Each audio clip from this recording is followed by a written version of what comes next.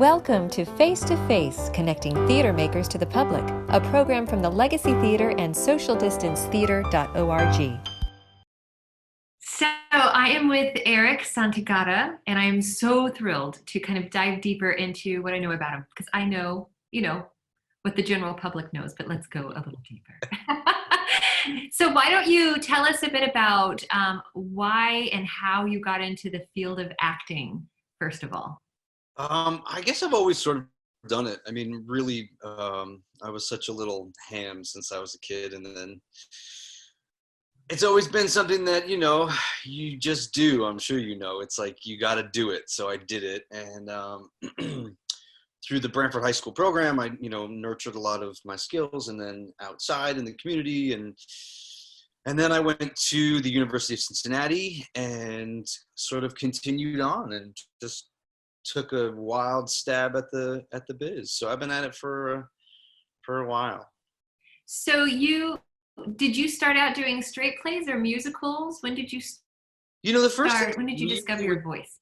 I mean, I remember being in like junior high school. I mean, I remember it started out like I remember in like third or fourth grade, I was playing the piano, and I ended up playing the piano for like the chorus in third grade, and then the next thing I did the school play, and then the next thing I did,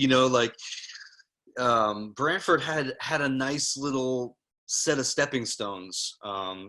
So musicals and things, but really singing non-musical stuff was what I really started out doing. Just like singing, my dad has a great voice, so there was always music in the house, and so singing straight out good old songs was the first thing that I really sort of did. But I was always spinning lots of plates. Mm-hmm. And so when you went from Connecticut to Cincinnati, did you always kind of know, did you target that school, or how did you notice? No, interestingly enough, I took a year off between high school and college, which ended up being the best thing I ever did. And I just took voice lessons, and I took private acting lessons and dance lessons, and I just sort of went at it alone for a second. And was that in the city? No, was that was right here? It was right here. Did a lot of stuff in like Hamden and that general New Haven area. And so then a friend of mine that I had done some community theater with and school theater with, she had gone to CCM, and she reached out to me, and she was like, "This is the place for you." So I just sort of, weaseled my way into an audition and got in and ended up spending 4 years there. So, which is, that really sort of honed my theatrical sort of toolbox. That was what really was finally like, okay, you're on this path now, of theater proper. And was it a musical theater track or not? Yeah, musical theater track. Yep. Musical theater. I have a BFA in musical theater. So, and talk to us about your dance experience. So my dance experience, oddly, I didn't really start taking formal dance training until that year that I took off between high school and college. I had a lifetime of gymnastics. My sister was a really big gymnast, and my dad, we would do stuff. I just spent a lot of time in the gym, and so I was always doing gymnastics.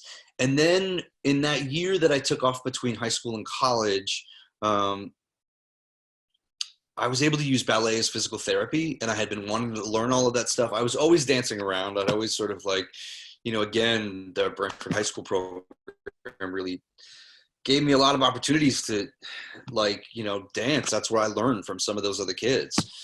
And so I took that year off, and then when I went to school, that's when I started to really dance a lot. And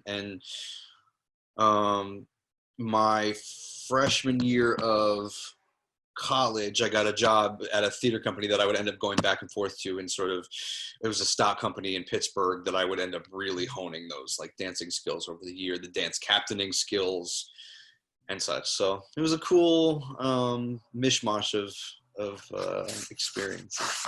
You choreograph there? Is that where you? I only did one show. I choreographed one show at Cincinnati, or you mean in Pittsburgh? Pittsburgh, I was on stage, but I was also acting as a resident dance captain, and you're doing like 4, 5 shows in the summer, and you're like rehearsing one during the day and doing another one at night. It's crazy. In Cincinnati, I actually never. The thing about the dance part of my brain is that because it didn't come until later, like formally, then my brain didn't always think like a dancer type. So choreography and stuff like that, I was always doing it, but I never really thought about it that I was doing it. I don't know if that makes sense. But I did choreograph one show at Cincinnati, and the choreography stuff didn't really come until like later, a little bit later. So you graduate, and then do you go directly to the city? I graduated, and then we went directly to the city. The school that I went to, we do a showcase for agents. They had to put it online this year, which was sort of devastating for them.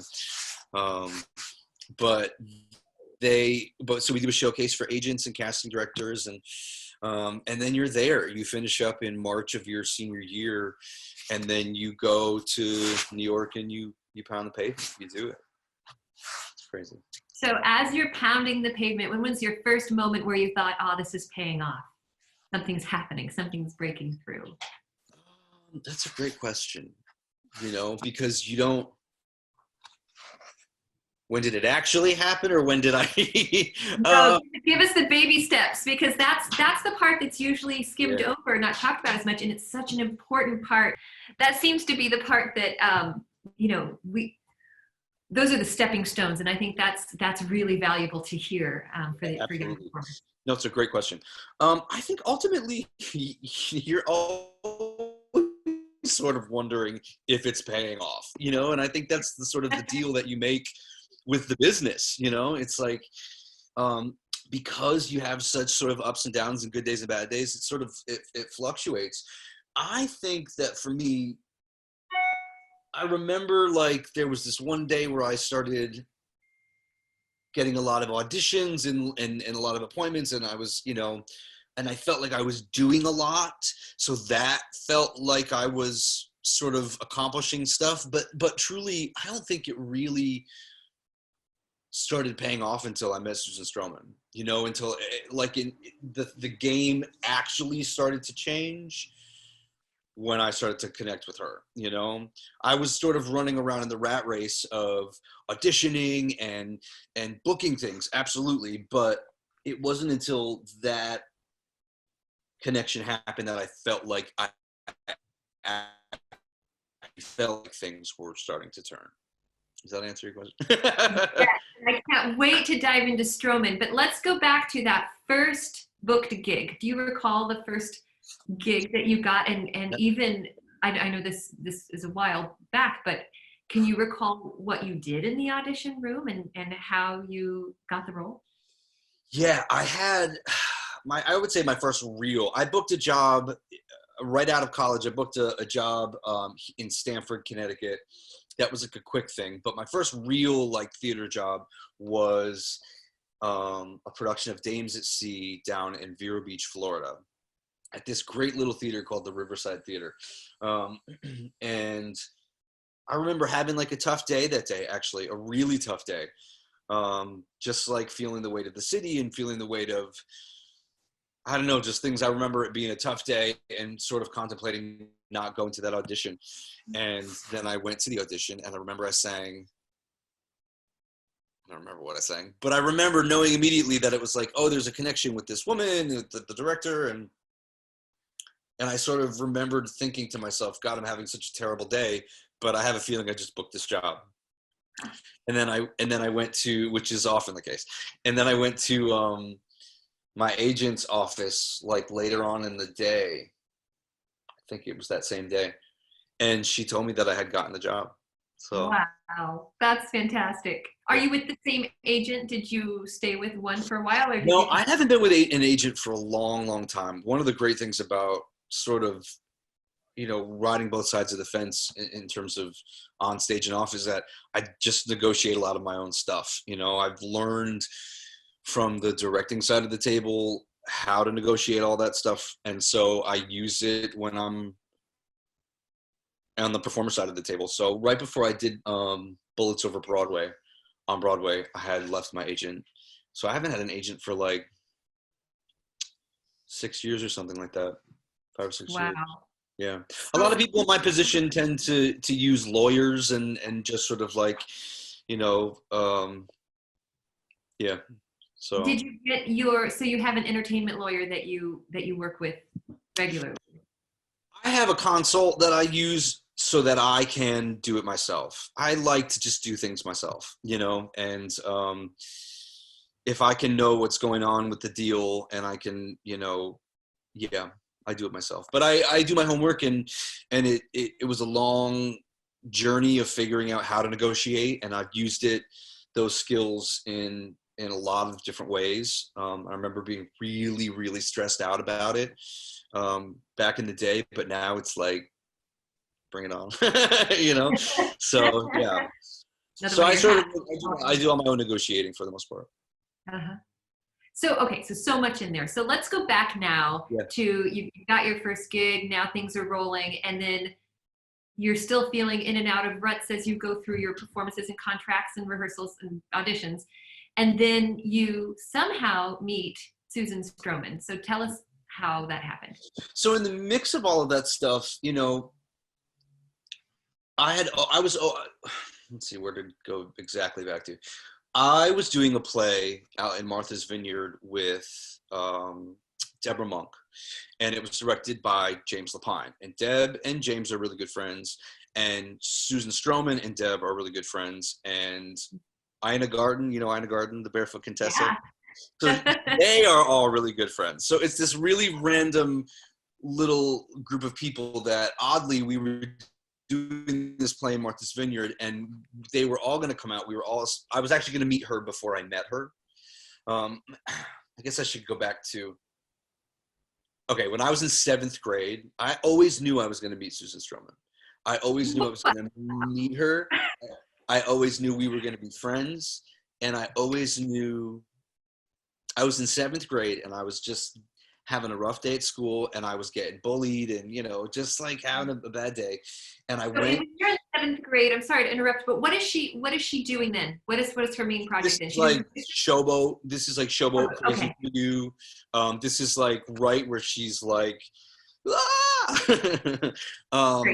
And so I had gone to the library, and I remember getting those 2 CDs actually, and the school library. And so then I went back I remember being in my English class and just looking through the booklet in the CD, and on the back of it at the bottom, you know, it says direction or choreography by Susan Stroman. And I just remember being like, I don't know who this woman is, but I just am going to know her. Like so I have always had this magnetism to her, you know. She's sort of almost come into my life a couple of times before she actually did. All of that to say, right after we did that play in Martha's Vineyard, immediately, as soon as I got done, I had an audition for her show Happiness at Lincoln Center, and I booked it. And that was she in the casting room? Absolutely. Yeah. Yeah, she's like the greatest. I mean, and so you walked in, the first time you see her was in the audition room. Yeah, although the first time I actually really see her is on her way into the audition room. Like, you know, you know, there was somebody else out there that she knew, so she said hello to them, and yeah. What did you sing for her? What did I sing for her? I don't remember, because they gave us so many sides from the show that I could only, that's all I was focused on. That's all I can remember from that audition. Yeah, but it was an okay audition. I did a Mick Jagger impression that didn't go so well, but the rest of it went well. So how long was that rehearsal and performance process with Happiness? Happiness was, we started in, well, I remember because I thought we were starting in January, but she wanted to start in December because I was the dance captain also for the show. Okay. So we started pre-production ahead of time. In December, then we went away for the holiday, and then we came back in January and started rehearsal, and that was at Lincoln Center. And so When that did you process get, was probably about like, what's that? sorry, when did you get assigned dance captain? Was that part of your contract going in, or did they notice when they were teaching the dances that maybe they wanted Yeah, to bring you? the associate director on the show was the associate choreographer on Apple Tree, which is what I made my Broadway debut on. Oh, So she knew my abilities and my experience in that respect. So when I got my offer for the job, they offered me dance captain as well. wow. So, That's and great. there was a female dance captain also.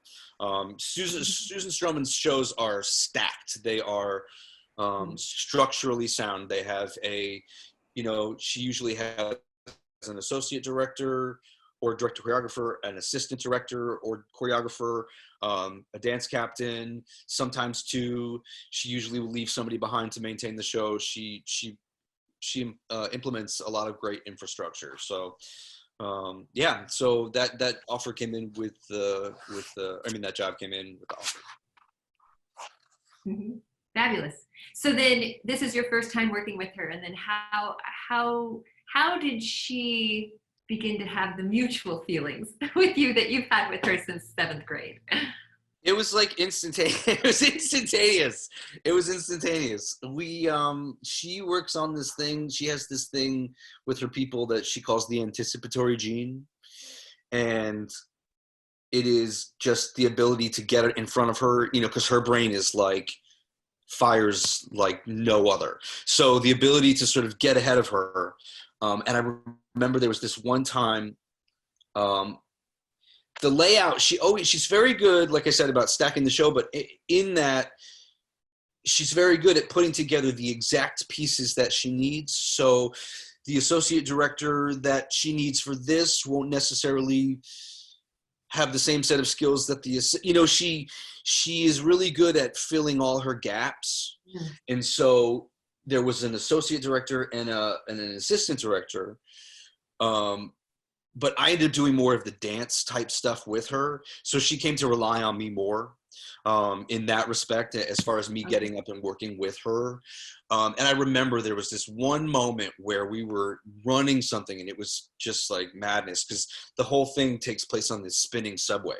So the whole time there's this giant mechanized subway that's moving around. We were just like doing all of this stuff. And I remember her all of a sudden stopping and just instantly getting up to walk, and I just looked at her, and I remember she made eyes with me like, I need you. And it was one of those moments where I was like, there we are. Like I started to really lock into her, and and she did, and I immediately got up and I was right there to help her, and it became pretty, because right after that, we did Happiness together, and then she did the Mel Brooks Kennedy Center Honors Tribute that she asked me to be a part of. So we did that. And then I remember we flew back from DC, and later we flew back from DC at like 6 a.m. after Kennedy Center Honors. At like 3 p.m, we were going to start work. She had asked me at that time to be the assistant choreographer on Scottsboro Boys. So it happened pretty quickly. It went, yeah, So 10 you or were 11 years later. co-creating with her. Wow. So you were co-creating with her. You were creating the dances right along with her. Yeah. So there's a fine line. That's what I do a lot with her. You know what I mean? Like a lot of what my job is with her is, getting in the room and building this stuff from the ground up. I've been very lucky. And we, when we did Scottsboro Boys, which is still one of the most like magical pre-production processes of my life. It was a great show. I don't know why the fate of it wasn't. People aren't ready for it. It'll come back and knock some teeth out, I think, later on. But I don't think people, you know, they weren't ready for it. And it was, when you see the way that things have flipped over in the country, it's like, it makes a little bit of sense to us now. It's like, okay, you know, they just couldn't handle it. But it'll come back. It'll creep up. It's too good not to, you know. But that rehearsal process was, or that pre-production process was like locked in a basement of an old theater, on Broadway, on Theater Row, with her and John Kander and Tommy Thompson, who's the book writer, and Glenn Kelly, who's this amazing orchestrator and dance arranger. And we just like put the thing together, and it was just like playing with chairs and like putting things together. So she is exceptional in a pre-production creative process. It's something that I am so grateful I get to witness, because it is brilliance personified. Well, tell us that process. So are the pieces being written as she's choreographing? Is she coming up with? It depends, and that's where, like, you know, the thing that one of the great things that she has taught me about is collaboration. You know, like, that one of the great lessons I will take away from her is collaboration. And again, like I said, like filling in your gaps, knowing where you need, you know, all of these pieces to help you pull it together to make a thing, you know. She is so brilliant musically and structurally. So lots of times she'll find, you know, that's why a lot of people will continue to work together, like her and John Kander of Kander and Ebb, and Fred Ebb, God rest his soul, and David Thompson, who we call Tommy. Nobody knows why. And like, and so these are, you know, these are their family, you know. And so right now they're doing another piece that we were supposed to have a reading of, just before all of this stuff happens. But they continue to create. We did a piece down at the Vineyard together, and you know, Tommy writes the book and Kander does the music, and you know, and Stroman will do the direction and choreography. But Stroman is really, really crucial at the through lines and the creating together. She can make a musical out of my coffee cup. You know what I mean? Like, wow, what a gift. She can really, it's amazing. It's just so intuitive, and it's so,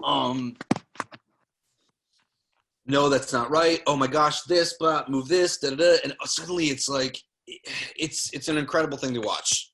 She's taught me a lot about that. And so, you know, but she's really, really incredibly intelligent too. So she does all her research. So things are never just a thing. You know, it's like, if something is there, you know, it's there for a reason. Well, not always. Maybe But so. you know, she's just brilliant. She's a really brilliant artist, and musically she knows how to make a moment. They call them stroments, you know, like she can, it's a really brilliant thing. And she's so malleable. It's like each process is different, each approach is different. She sort of inadvertently changes the formula and changes the game. And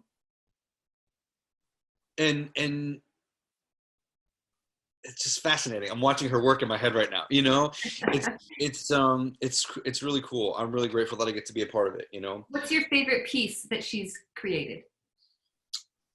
In terms of either it's a song or.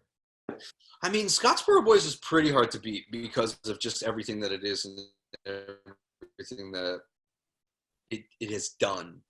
I was actually supposed to direct a production of it. They're doing it in Scottsboro, Alabama, this coming January. Wow. And because of my other job, I had to not do it. But it's a thrilling piece. I gotta say though, like, Happiness was really good. Beast in the Jungle, which was a dance play that we did downtown a couple of years ago, it was it was flawed, but it was so beautiful and such an interesting piece of theater. It was different and haunting and sort of dark and beautiful. That's the thing I love about her, is that she just makes beautiful things. You know, it's like she can do the big waka waka, and she can do the producers, and she can do all of that stuff. But at her heart, she is this glorious artist that is just creating these deeply layered, beautiful things, you know? You mentioned the role of the orchestrator, and when you guys were collaborating, so you have the composer, lyricist, choreographer, director, and then this orchestrator. So at what point, if it's the initial part of the process, how is he or she, weaving themselves into it in terms of, choreography and structure and storytelling, and working that out with the composing team? It can be any multitude of ways. The orchestrator will oftentimes come in at various stages. Depends on when the song is ready, But lots of times, what they're doing is like in the interest for the example of this Beast in the Jungle, this dance play, we had John Kander, who is by his nature an incredible orchestrator, so his ear instantly is like, and then David Loud, who is one of their longtime collaborators and brilliant mind of his own, and pianist and orchestrator, and then we had Greg Jarrett, who was the music director, and then we had two orchestrators, and so there's a lot of different ears. It's not too many cooks in the kitchen somehow. The musicians, they work really well that way, and a lot of it's been my experience, because there's so many pieces of the orchestra. Everybody's got sort of an ear on a different sort of idea or a different. So in that sort of example, people were just getting up and be like, "What about what about?" Just playing. It's like rotating pianists. And it was Susan that'd say yes or no. Depends. If it's her moment, then she, you know what I mean? Again, collaboration. It's like give and take. So it's like, if Kander is adamant about it, then it's Kander's win. It's, it's whoever can fight to get their point across. And ultimately it usually will flesh itself out that there is one right sort of answer or stronger answer. What happens go ahead. No, but for Stroman, that she so much herself is a dance arranger. Like she will say, well, I've got this idea and I want this, and there's these 8 girls and they've all got umbrellas and we're gonna come down and this is this and there's 6 counts of this and da da da da da, play. And somebody will play and she'll be like, nope, that's too needle droppy and I wish that it was this, da da da da, play. That's it. You know what I mean? So the musicians are creating it on the spot? In a way, yeah. Oh. So they have that there's recurring, I guess. She needs a ferocious dance arranger. You know what I mean? Like she again, because of the way her brain works, and she hears music as she sees dance and staging, and it all happens together. And she's really great at articulating it, but she needs somebody that can keep up. Yeah. So it's brilliant. She really is her own arranger, her own. She really builds from the ground up. What are, as far as what are the next projects coming up for her? She does have a handful of things that are in the works, some really cool stuff. And does she walk down the street and go, aha, I have an idea, or is it that people are coming to her with scripts and with ideas? It depends. I think it's very important for her that she's doing new works. I think that that's what she really likes to do. She likes to walk down the street and find the aha moment, the girl in the yellow dress and Contact or whatever that is. Yes. But she's, she of course gets approached all the time to do things, and like any artist, she wants to make sure that her, she's doing things that are meaningful to her soul, and she does have some really unique projects in the pipeline. Of course, State of the World has sort of, I think, put a damper on everything, but the thing about her is that, she can make it all happen very much remotely anyway. You know what I mean? Like, she can go down in her office and she will, be getting, so-and-so together and this together. She won't stop working. She has these cool creative things happening all the time.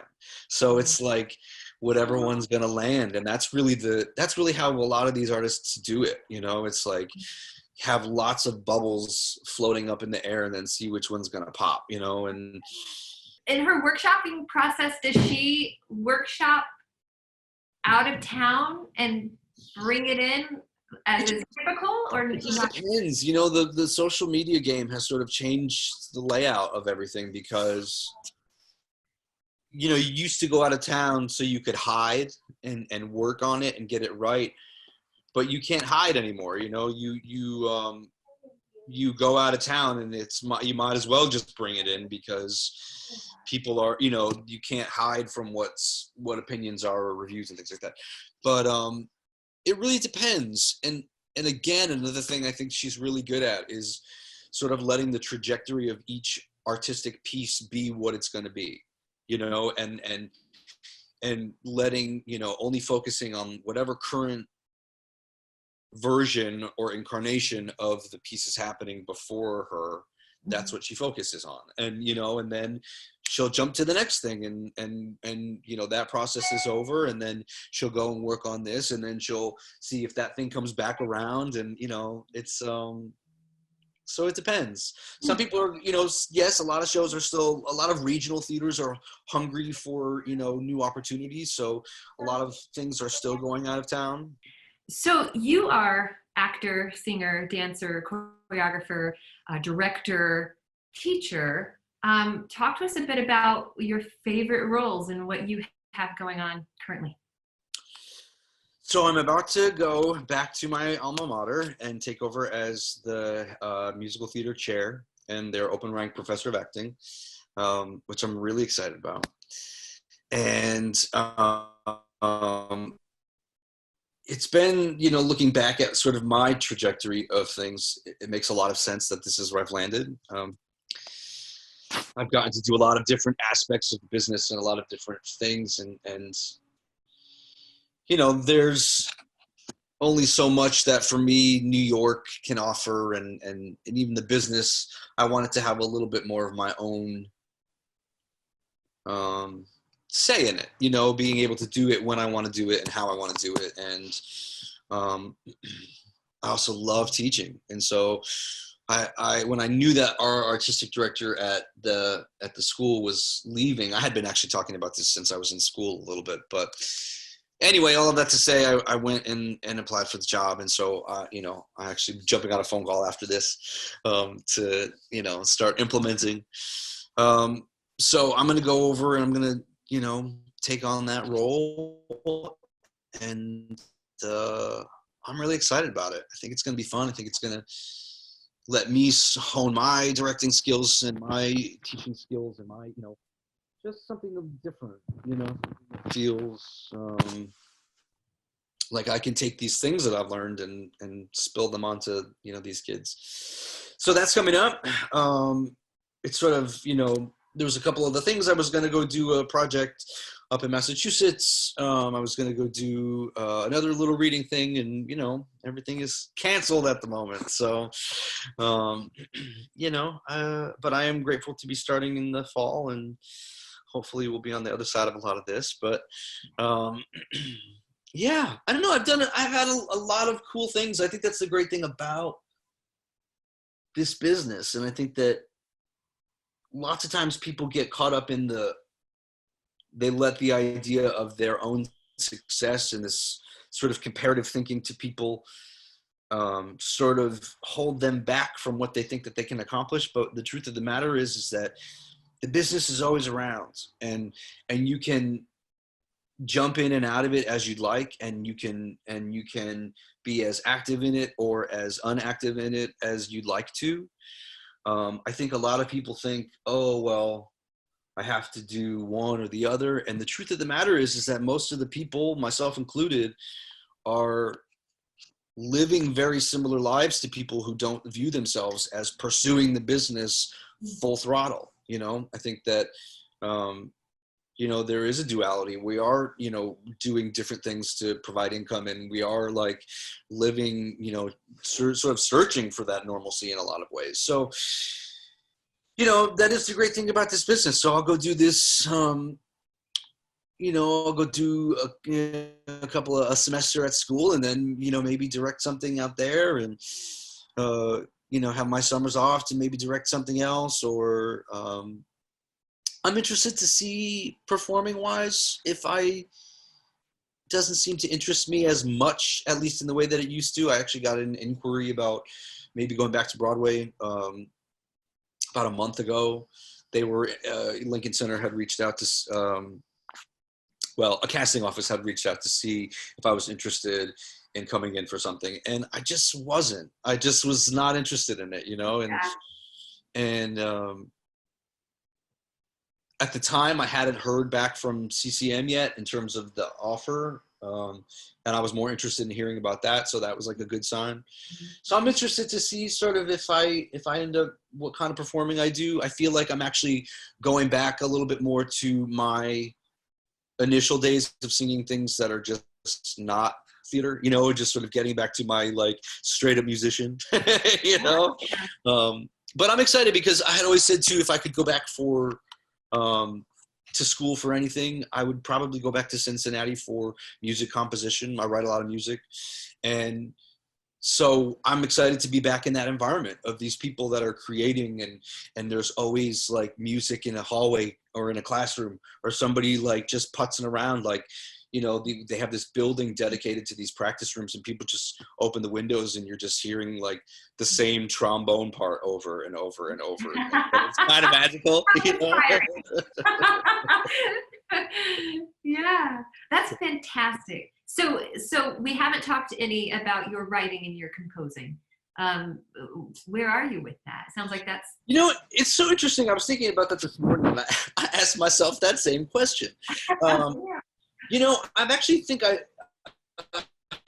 I've had it going on in my brain. There are times when I go through cycles with all things. Like I do a lot of culinary stuff, so I go through cycles with that. Right now I'm cooking a lot, and then I will go through music writing phases where I'm at the piano for like 5 or 6 hours a day for 5 or 6 days a week, and I'm just putzing around and writing down things. And there will be times when I will have a flash of something, and I'll write it down, and I keep it all sort of stored away. I'm at the point now where one of the great things about having gone to Cincinnati is that I have a couple of resources there that I kind of can't wait to get my hands on. And one of them is this brilliant pianist who is a longtime friend of mine, and I'm really excited to get her in my grasp and have her pull this music out and just sort of get her to get it in a sheet music state so that I can start, because I go through phases with it. Like I'll go through music writing phases, and then I will step away from the piano and go through lyric writing phases, because I found that lots of times when I'm sitting and trying to do the two together, if my fingers mess up because I'm trying to free associate and my brain is somewhere else lyrically, then I get frustrated and the whole process stops. So, I'm in the process of actually going back to school to discover my creative process, and one of them, one of the tools is having this woman to sort of help me pull stuff out of my brain. This CCM job is as much for me as it is for, for these kids. I mean, it's for the kids. I can't wait. Part of my interview process was working with the kids, with the students, and it was just exhilarating. So. Oh, this is perfect. What an exciting time of your life. Amazing. Yeah, it's cool. But, like I said before too, it's like, I like plate spinning, and I don't know, I have a lot of people ask me sometimes, so like, well, how do you do so many things? And it's like, I've always been like that. I've been practicing these compartmentalized things since I was a kid, and it's just what I like to do. And so all of that to say, it's like, there's so many different levels with which you can participate and do, and just keep getting better at them, Mm-hmm. So I don't know. Ah, it's fabulous. So many different ways to emote and create. Yeah. You've got it all. We Thank you, have, Eric. I Thank think you we so much. all have it all. I think that's the thing. We all have it all, you know, and I think that it's just practice, you know. If I make it a point to practice little things I love every day, you know, and I've been lucky enough to sort of turn them into a livelihood, but you know, I've definitely had to practice them and figure out ways to weave them together, and it's been an interesting process. When you have a project that has a deadline and you have to keep going at it, is there a moment where, because I know how sometimes you could come to kind of a creative hump where you feel like this isn't working in this series, so I have to fix this, but nothing's coming. I don't feel inspired about it. There's no solution. What do you Sure. do in those moments? You got to just push through. I mean, it sounds so cliche, but like I just think about Tommy Thompson, one of my the book writer that works with Stroman and Candor.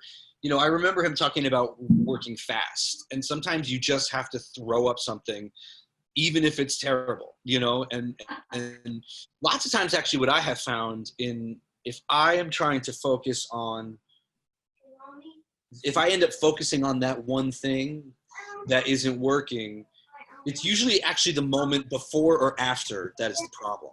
Oh, really?